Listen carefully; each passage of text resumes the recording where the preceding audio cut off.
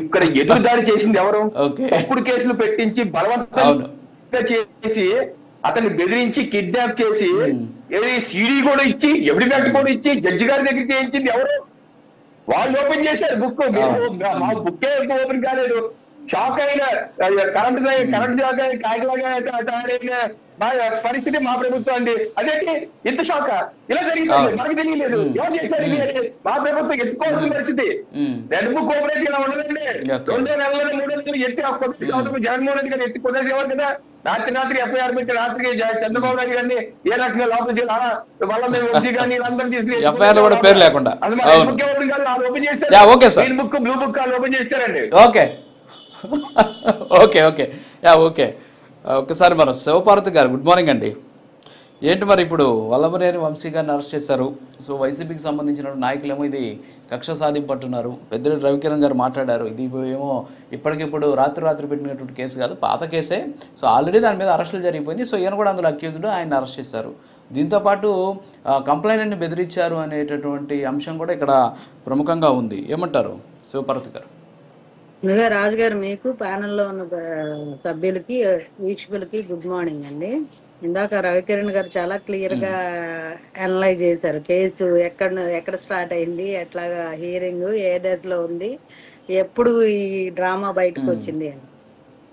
ఇది దాదాపు జరిగిన దగ్గర నుంచి ఇప్పుడు 80 మంది మీద కేసు నడుస్తా ఉంది, కోర్టులో జరుగుతా ఉంది. జరిగేటప్పుడు సడన్ గా ఎవరైతే అక్కడ ఉన్న ప్రత్యక్ష సాక్షి నేను కేసు విత్డ్రా చేసుకుంటానని ఎందుకు అంటాడండి? అంటే ఏదో ఒక బలమైన ఒక ఒత్తిడి, ఒక బెదిరింపు అలాంటి. లేకపోతే ఇప్పుడు వంశీ గారు అనేసరికి ఆ గన్నవరంలో ఆయన నేచర్ ఏంటి అంటే ఒక టీడీపీ ఆఫీసు టీడీపీ వాళ్ళు గతంలో ఒక బీసీ నాయకుడి మీద జరిగిన దానికి వాళ్ళు వెళ్ళి టీడీపీ పార్టీ నుంచి మద్దతుగా వెళ్ళిన పట్టాభి గారు మిగతా లీడర్స్ వస్తున్నారని తెలుసుకొని వాళ్ళు వచ్చేటప్పుడే దారిలోనే వాళ్ళ ఆఫీస్ మీద నుంచి, వైసీపీ ఆఫీస్ మీద, వంశీ గారి ఆఫీస్ మీద నుంచి వాళ్ళు వెళ్ళాలి ఆ పోలీస్ స్టేషన్. వెళ్ళేటప్పుడే వాళ్ళ ఆఫీస్ దగ్గర దాదాపు 200 నుంచి 300 మంది గుమ్ముకూడి ఉండడం వాళ్ళు చూశారు.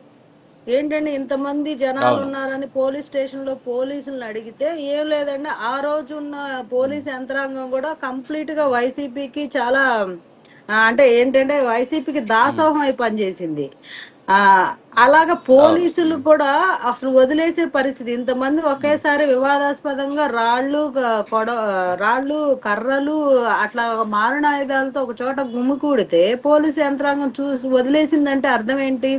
దాడి జరిగే విషయం పోలీసు యంత్రాంగానికి కూడా తెలుసు. అంటే ఎప్పుడైతే వీళ్ళు వస్తున్నారని తెలుసుకున్నారో, పార్టీ ఆఫీస్ నుంచి టీడీపీ ఆఫీస్ నుంచి లీడర్స్ వస్తున్నారని తెలుసుకున్నారో, వాళ్ళు ముందుగానే ప్రణాళికాబద్ధంగా అందరూ అసెంబ్ల్ అవ్వడం జరిగింది. వాళ్ళ ఆఫీసుని వీళ్ళు పోలీస్ స్టేషన్ లో ఉండి కేసు పెట్టేటప్పటికే టీడీపీ ఆఫీస్ దగ్ధం అవుతుందని చెప్పి న్యూస్ రావడం జరిగింది, బయటకి స్టేషన్ దాకా రావడం జరిగింది. అప్పటికి కూడా పోలీసులు నిర్లక్ష్యంగా ఉన్నారు. పట్టాభి గారు ఇచ్చిన వ్యాఖ్యలు అప్పటికి కూడా పోలీసు నిర్లక్ష్యం. ఏమండి మేము ప్రతిపక్ష పార్టీ, మా పార్టీ ఆఫీస్ తగలబడుతుంటే కూడా ఇలా నిమ్మకు నీరెత్తినట్టున్నారు ఏంటని పోలీసు యంత్రాంగం. ఇప్పుడు గతంలో ఏం జరిగింది అనేది అందరం చూసాం.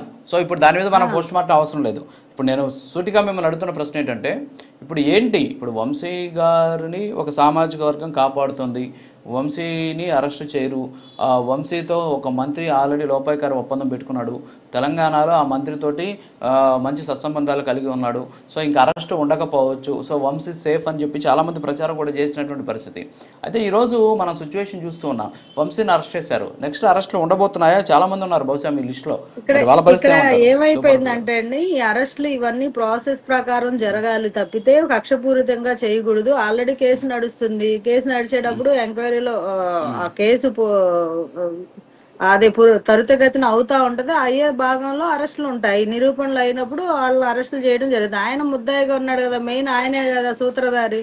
సో ఆయన దాకా వస్తది, వచ్చి ఆ టైం వరకు వెయిట్ చేద్దామని గవర్నమెంట్ వెయిట్ చేసింది. కానీ ఈ లోపే ఏంటంటే ఇది ఒక స్ట్రాటజికల్ అటాక్ అన్నమాట. వంశీని అరెస్ట్ చేయరు, లేకపోతే నాని గారిని అరెస్ట్ చేయరు, ఎవరిని ఏం చేసినా అరెస్ట్ చేయరు, వీళ్ళందరినీ లోపాయకారంగా మేము మాట్లాడుకున్నాం, మేము సేఫ్ లో ఉన్నాం అనే ఒక అంటే ఎలా అంటే కూటమిని నీరు గార్చేలాగా, అంటే వాళ్ళు రెడ్ బుక్ లేదు ఏమీ లేదు వీళ్ళు ఏం చెయ్యరు ఒక రకంగా దాని మీద అపనమ్మకం కలిగేలాగా జనాలు ఒక స్ట్రాటజికల్ ప్లే చేశారు అంతే.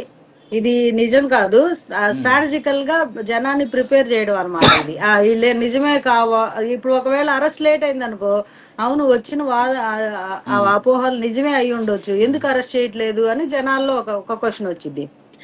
అది వాటన్నిటికి పులి స్టాప్. ఇక్కడ ఏంటంటే ఈ జనాల్లో ఈ రకమైన స్ట్రాటజీ పంపించి వెనక వంశీ గారు ఆయన చేయాల్సిందంటే ఆ కేసుకి తగినట్టు అసలు ఏమీ లేకుండా చేసుకోవాలి అని అత్యుత్సాహంతో ఎవరైతే కేసు పెట్టారో అతన్ని కిడ్నాప్ చేయడం, బెదిరించడం, కేసు విత్డ్రా చేసుకోమంటాం, అంటే ఆయన పోయి ఆయనే తీసుకున్నాడు అనమాట. మామూలుగా అయితే అట్లాగా వదిలేసినట్లయితే కొంచెం టైం తీసుకునేది ఈయన అరెస్ట్ దాకా రావడానికి.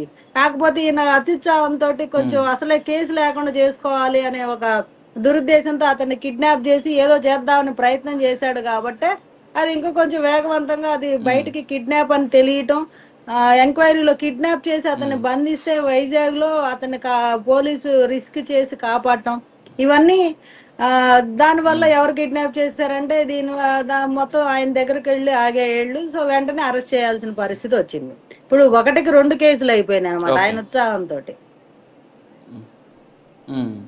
అదే మామూలుగా ప్రాసెస్ ప్రకారం జరిగితే కొంత టైం తీసుకునేది, కొంత టైం టేకింగ్ ప్రాసెస్. ఓకే ఆయనకు గొయ్యి ఆయన దూకున్నారంటారు. Okay, yes. పసుపులేటి సురేష్ గారు గుడ్ మార్నింగ్ అండి. ఏంటి అసలు ఏమంటారు మీరు?